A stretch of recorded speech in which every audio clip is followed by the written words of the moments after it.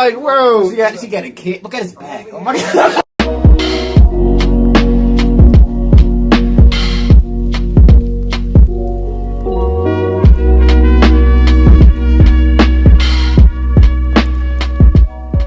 What's up, y'all? Welcome back to another reaction. This is Joe Rogan, Jesse Itzler tells hilarious David Goggins stories. You know, I think anyone who has any type of social media knows who David Goggins is. You know, you have to have seen some video of this dude talking about running 400 miles. You know, I don't know. That's crazy. I remember hearing a story about him running so much that he was pissing blood. And that his toes, his feet were like broken. He had to duct tape his feet because they were like bleeding and swollen. Yeah, I seen that. That's the same race. He said he did it for like 6 straight months, every day. I don't know, man. Running, taping them up every day. That's crazy. Like, David Goggins is intense. He's like as close as they can get to Captain America in real life. You know what I mean? Like, I don't know, like one punch man type. Yeah, like really. Like running for like whole days. Yeah. He does it every day. But this is a story about him. You know, hit that like button, subscribe, and share, man. Check out some other reactions. We got special guests here again. You know, we're gonna hop right into the video. Road to 10K. When Goggins lived with me, his rule was we had to do something every day that sucked. That was his rule. He's the master at that. Yeah, tell me about it. And what did he make you do? Every day sucked. He didn't tell me that we're gonna do that 5 times a day. That, you know. No, I mean, I remember one day, well, the first thing we did was he came and he wanted to see how many pull-ups I could do so he could map out the month. He lived with me for a month. And I went to the pull-up bar, and I got like maybe 8 pull-ups, which is an exaggeration. I probably got like 4 pull-ups. A lot of people are listening, so I'll say 8. And then he said, all right, wait 30 seconds, go and do it again. And I went up on the pull-up bar, and I did maybe like 3 or 4. He said, all right, wait 30 seconds, I want you to do it again. And I got up on the pull-up bar, and I did maybe like 1 kipping, you know, getting my damn chin over the bar, barely. And I dropped down, I was all jacked up, and I said, all right, well, what's next? He said, well, what's next is we're not leaving here until you do 100 more. We're not leaving the gym until you do 100 more. That day? Now. Like right now. Right now. So you had done like 7. I did like probably 7 or 10, and I was like, man, Goggins, that's impossible. And he said, you know, I already know what your biggest problem is. And he's like, the limitations you're putting on yourself are self-imposed. Get the fuck back on the bar. And, you know, Roger that, man. And I got up on the bar, and I over the course of an hour or 2, I did them. And that started our journey of like, you're about to go in a place where you've never been, motherfucker. You know? And, you know, we went, I remember one day I was sitting on the couch and in Connecticut where I was living at the time, and on the ticker on the TV, the emergency broadcast system came up. Stay inside. Freezing rain. Icy conditions. High winds. Stay inside. It was like beeping. Stay inside. And Goggins was like, this is amazing, man. Let's go for a run. And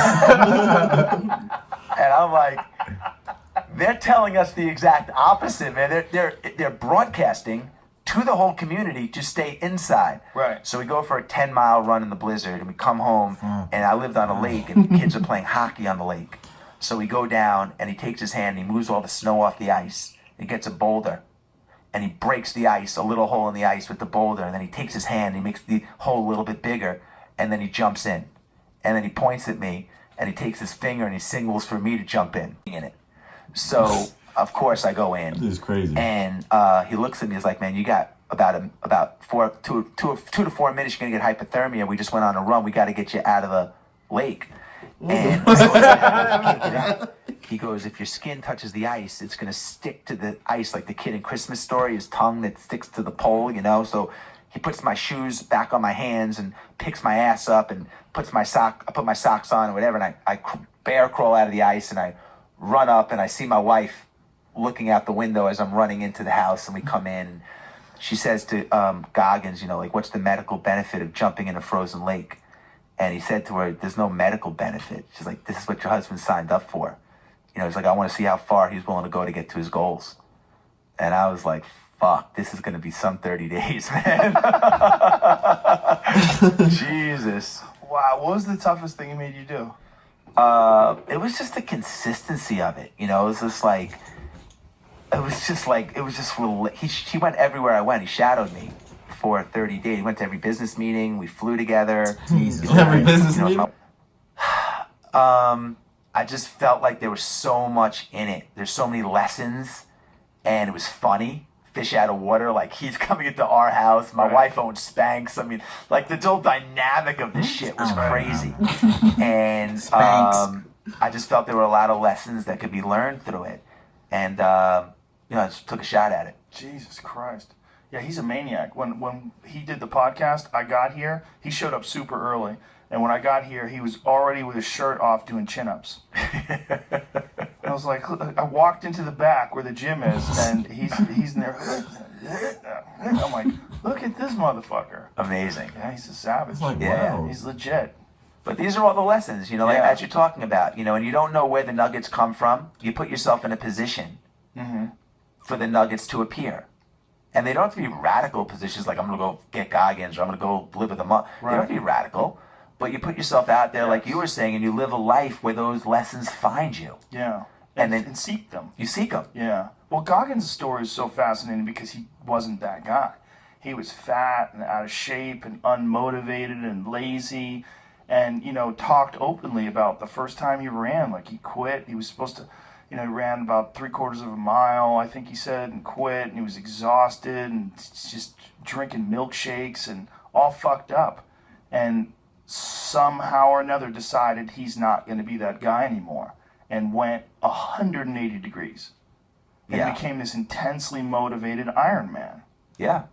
Yeah, I was at the race. I saw him at the race where he broke all the bones in his feet, I saw him. I participated in that race the first time I saw him. That's how I met him.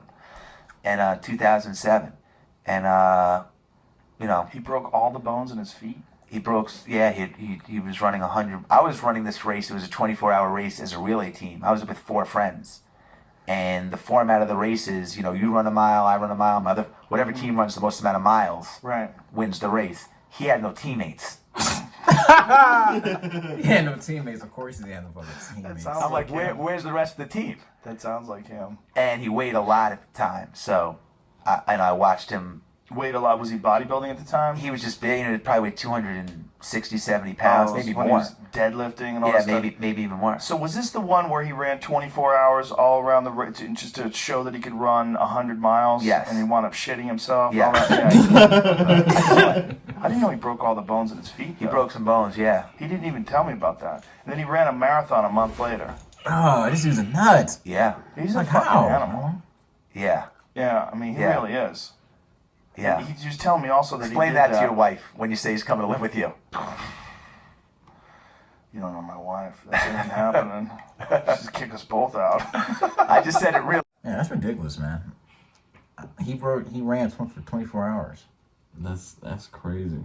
You broke all the bones He in didn't his stop. feet. He didn't stop for anything. You know how many bones you got in your feet? He didn't all stop the to bones pee. in his feet? How do you break all the bones? Probably just his feet were just sore and just kept running that aching pain. He just ignored it and just kept running. And it was I messing can up just his imagine feet. just like a bloody foot. Plus, he said he weighed like 2-something pounds. You can imagine all that forces for 24 hours. Nigga, you run for. He said run. He didn't even say jog. Right, you sprint for maybe like 30 seconds. You down. Damn. You got a little windy. You got a little thing there. You sideways.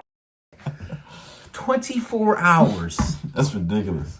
That's like the only time you would even be doing something like that is if you're getting death marched by the Japanese to a concentration camp.